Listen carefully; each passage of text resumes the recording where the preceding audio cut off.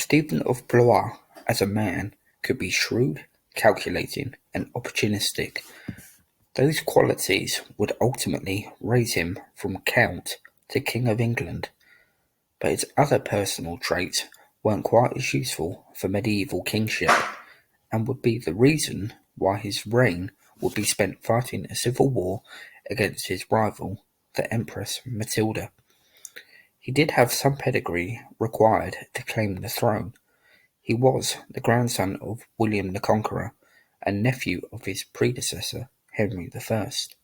His father, another Stephen, had also been a crusader on the highly successful First Crusade, and the one advantage he had over his rival, Matilda, was that he was a man.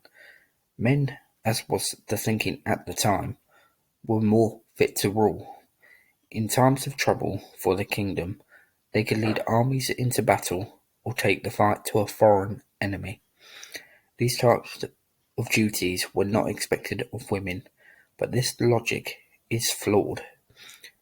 Throughout the medieval period, there have been a number of either weak or simply useless kings whose flaws brought disaster onto England, a country that they were supposed to be bringing peace to. King John, Edward II, Richard II, Henry VI, and before the Norman conquest, Ethelred II had all brought utter chaos to the country. 4 of them had been usurped, albeit with Henry and Ethelred reclaiming their thrones briefly, and the other, John, had been forced to sign Magna Carta and had suffered the ignominy of a French invasion that had been invited by the barons to kick him off the throne. And unfortunately for Stephen, as well as the country as a whole, he was another king who failed to stamp out challenges to his kingship. The period in which he reigned is known as the Anarchy, a time when Christ and his angels slept, as was one description of the time. This is the story of King Stephen. I'm not going to go into too much detail about the period before Stephen snatched the throne. You can find detail on that on my video on Henry I. My focus is now solely on the events of King Stephen's reign. His first act as king was to oversee the burial of Henry I, whose corpse had been through an extraordinary sequence of events. After the removal of parts of his body, the corpse of Henry I had begun to give off a foul odour. So strong was the smell that it said, according to Henry of Huntingdon, to have killed a number of men who were overseeing the protection of the dead king's body. In an effort to prevent any further calamities, a man was brought in to remove the brain. To try and ensure he didn't go the same way as the watchman, he wrapped himself up in thick linen and set about his task of removing the head and brain. It didn't do him any good, however, and he too came a cropper. Such was the end of the mighty Henry I, and towards Christmas 1135, he was finally buried at Reading Abbey, in a ceremony overseen by King Stephen. Even though the old king had been dead nearly a month, he went down with a fight and managed to take others down with him.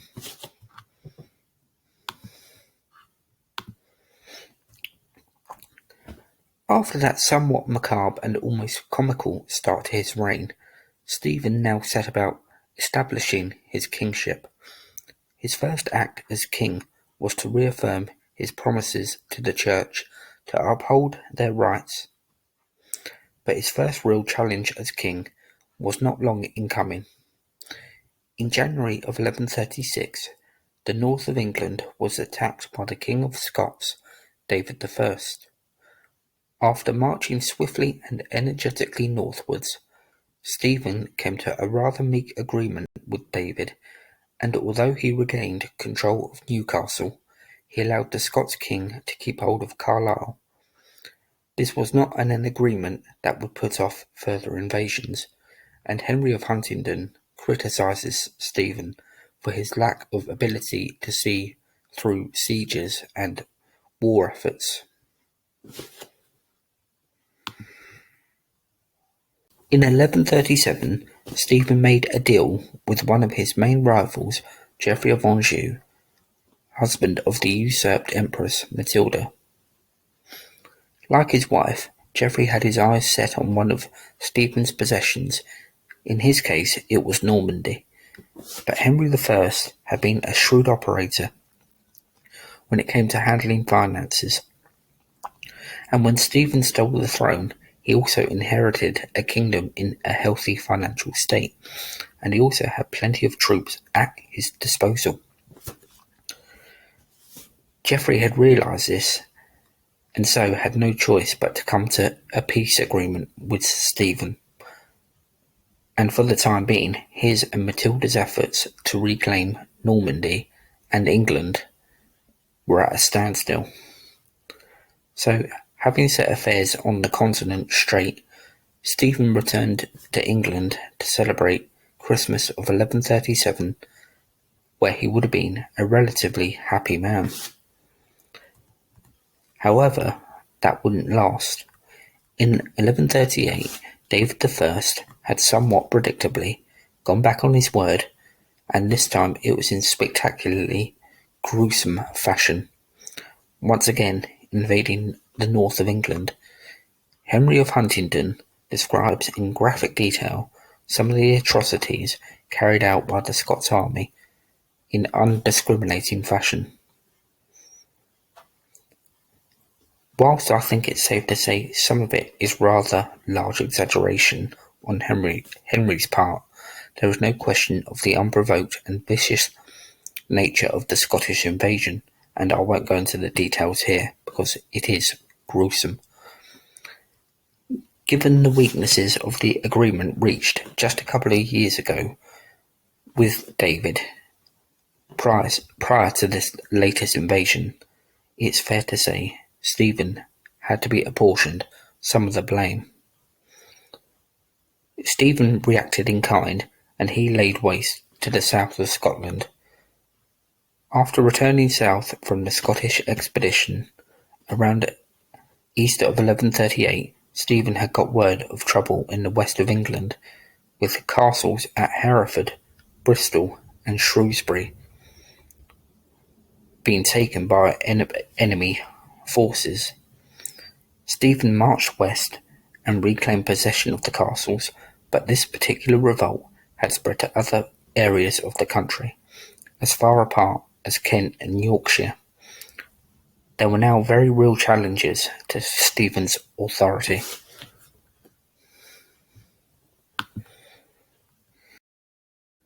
This is not to say that Stephen didn't retain a loyal following. That same year of 1138, David I once again invaded England. He most likely had got wind of Stephen's troubles in the south, and had picked the most opportune moment to invade. He, however, did not have a free run of things, as he may have expected. The nobility in the north of England rode out to meet him and engaged him in what would become known as the Battle of the Standard. It proved to be a spectacular success for the northern nobility, as the Scots army was soon in disarray and fleeing the scene. They sustained massive losses, and the English army were triumphant. They did not seek, however, to follow the Scots army as they fled back north, as had been the fashion in other battles throughout the Middle Ages. This could have proved to be a missed opportunity for the English, as they could have potentially have caught David I and put an end to his stranglehold over the northern parts of England. However, it was still a massive boost to King Stephen and his prestige.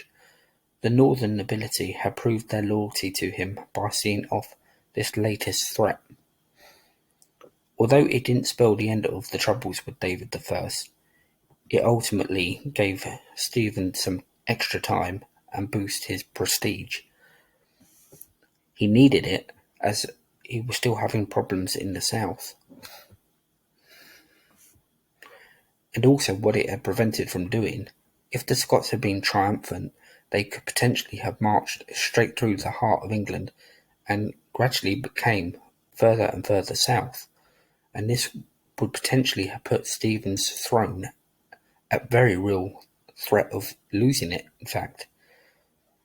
So for Stephen, he had brought himself some time, or his nobility had done it for him, but it also proved that there was people loyal enough to Stephen that he could still justify being king. So if other challenges were to come, and come they would, he'd be more ready to meet them this time. I'll have to listen to that again. After the morale-boosting success of his nobility in the north, Stephen continued to put out the flames of rebellion in the south of his kingdom. He marched on Kent, and around Christmas of 1138 captured Leeds Castle. The king then set his eyes back on the north of the border, and he marched into Scotland, where he brought the Scots king, David I, to terms. And as part of the peace treaty that was agreed, Stephen took as his hostage David's son, Henry, as surety for good behaviour on the Scots' part. After that, he made his way back down south, occasionally extinguishing uprisings on the way, with Henry of Huntingdon even claiming that Stephen nearly lost control of his hostage Henry at Ludlow. Perhaps seeking to avoid any further calamities, Stephen abandoned that particular siege. Stephen then demonstrated some of his opportunistic streak that I mentioned earlier in the video, and this time he rather scandalised Henry of Huntingdon, who more than frowned at the king's behaviour. Through a combination of sinister threats and outright bullying, Stephen seized 2 castles that were held by men who had previously been loyal to him. Benefiting from the wealth that he gained from his actions here, he arranged a marriage for his son, Eustace, with the daughter of the French king, Louis VII, a girl by the name of Constance. Stephen wasn't finished with his thieving of property here. A bishop by the name of Alexander, who was the nephew of one of the bishops who had seen his properties stolen previously, was now blackmailed into surrendering 2 of his own castles, including Newark. Stephen had more than shown that he had a ruthless and greedy streak, one that had put him on the throne of England. However, he had more than crossed the line, and it wouldn't be long before the tide turned against him.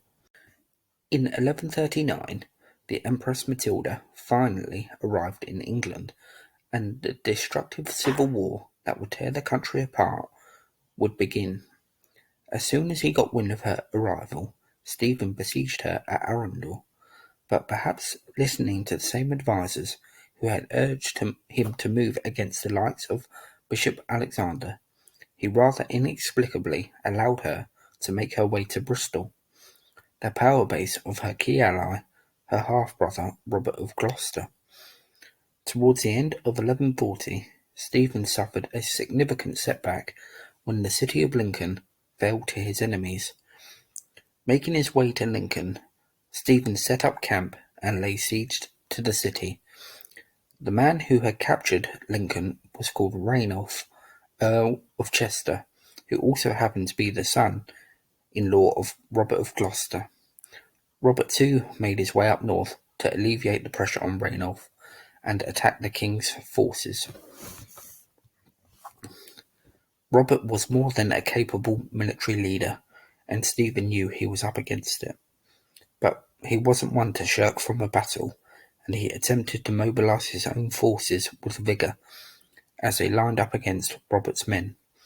To motivate his forces, Stephen had one of his key nobles, a man by the name of Baldwin, to deliver a rousing speech.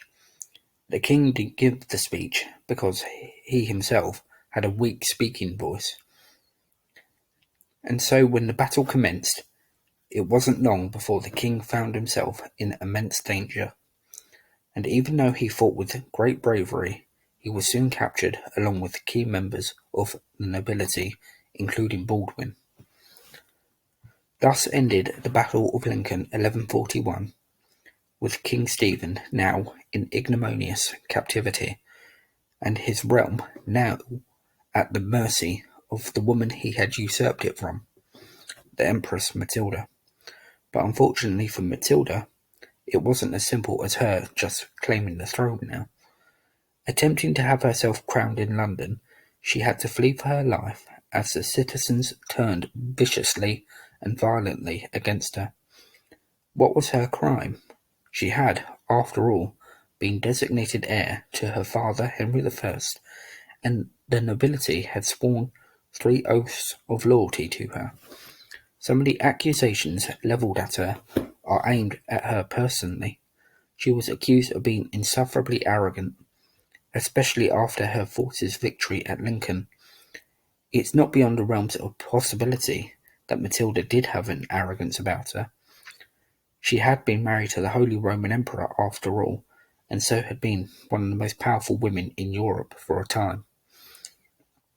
She chose to carry the title of Empress with her, so a certain sense of loftiness is not to be unexpected.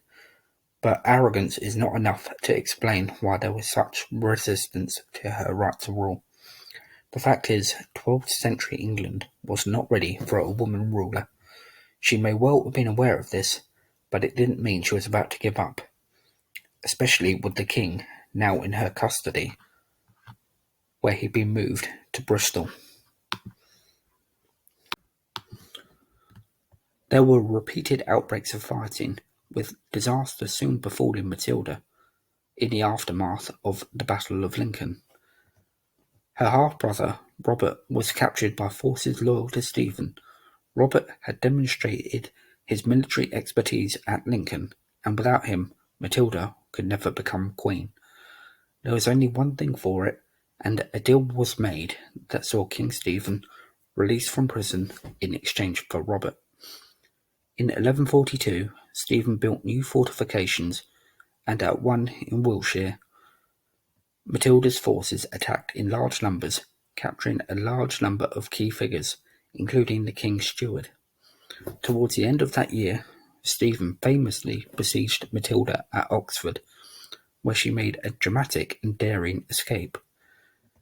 With snow falling heavily, Matilda clad herself in all white, and along with 4 of her most loyal knights, used the conditions to slip out of the castle and away from the enemy forces, unseen and undetected.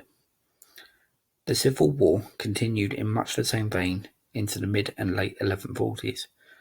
The king returned to Lincoln, which was still being held by Ranulph, and when he attempted to reclaim the city, Stephen failed dismally and had to slip away with his tail between his legs. In 1145, though, he did enjoy some success, though it did come at a price, by defeating Robert's forces in Berkshire and captured the castle that had recently been built there. Somewhat surprisingly, Ranulph came over to the side of the king. Stephen, though, hadn't forgotten the trouble the Earl had given him in the past and decided to chuck him in prison before he eventually released him. As we move into the late 1150s, Stephen can continue to be seen to be struggling to stamp authority over his kingdom. In 1150 and in 1151, he made 2 unsuccessful attempts at taking Worcester. Henry of Huntingdon indicates one of Stephen's key failings. Whilst he would set to new tasks with great energy and vigour, he would struggle to maintain his sieges and other war efforts, and he would allow them to gradually lose momentum, and this is a key reason why the anarchy of his reign continued for as long as it did. In 1152, Stephen made his lasting contribution to English history, even though he would have no way of knowing it.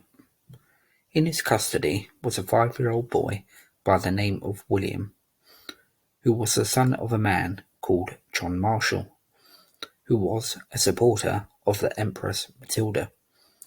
The king had the boy as hostage, in theory anyway, to ensure his father's continued good behaviour. However, this didn't happen, and John continued to violate the oaths that he had sworn to the king. Here it would have been quite possible for the king to execute the little boy as punishment for his father's poor behaviour, but he didn't. One day Stephen heard the little William ask to play with a spear that was being held by one of Stephen's soldiers. On hearing this, Stephen was quite moved by it, and so he decided to keep the young boy at court, where William would grow to become one of the great knights of the medieval era. William Marshall would go on to serve the English royal family for decades. He helped see off rebellions, foreign invasions, and oversaw Magna Carta. Without Stephen's act of generosity, and it was that, as there are unfortunately stories to be told of rulers who didn't act so kind to child hostages, English history would have been completely different. In 1153, Geoffrey of Anjou, husband to Matilda, died and left Anjou and Normandy to his son. Geoffrey had conquered Normandy in 1144, with Stephen completely preoccupied in England. Henry was now an increasing threat on the political stage to Stephen and his dynastic ambitions. Not only did he now have serious land and wealth, he had also, in 1152, married the former Queen of France, Eleanor of Aquitaine. Matilda, by this point, would have recognised the futility of trying to claim the crown for herself, and her ambitions now shifted to that of installing her son on the English throne. Henry made a couple of weak attempts as a teenager to invade England on his mother's behalf, but by 1153 he had a lot more to now throw at King Stephen.